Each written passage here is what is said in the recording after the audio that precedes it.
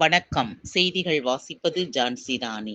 திருவள்ளூர் மேற்கு மாவட்டம் திருவள்ளூர் நகர அதிமுக சார்பில் நீர்மோர் பந்தலை முன்னாள் அமைச்சர் பி.வி. ரமணா, மாநில மாணவரணி செயலாளர் ஆர். விஜயகுமார் திறந்து வைத்து வழங்கினர்.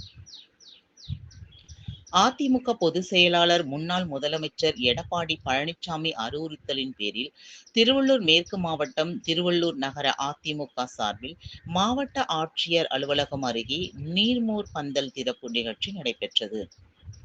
இதில் முன்னாள் அமைச்சரும் மேற்கு மாவட்ட செயலாளருமான பி.வி. ரமணா மற்றும் மாநில மாணவரணி செயலாளரும் முன்னாள் எம்பியுமான ஆர். விஜயகுமார் ஆகியோர் கலந்து கொண்டு, கோடை வெயில் மக்களை வாட்டி வதைக்கும் நிலையில் அவர்களுடைய தாகத்தை தீர்க்கும் வகையிலும், உடலுக்கு குளிர்ச்சியூட்டும் வகையில் நீர், மோர், லெமன் ஜூஸ், வெள்ளரி பிஞ்சு, நுங்கு, இளநீர், தர்பூசணி உள்ளிட்ட பழ வகைகளை வழங்கினார்.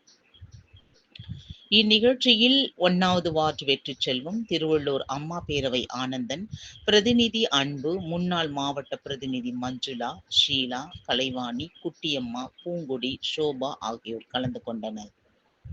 விஷா செய்திகளுக்காக சுகுமார்.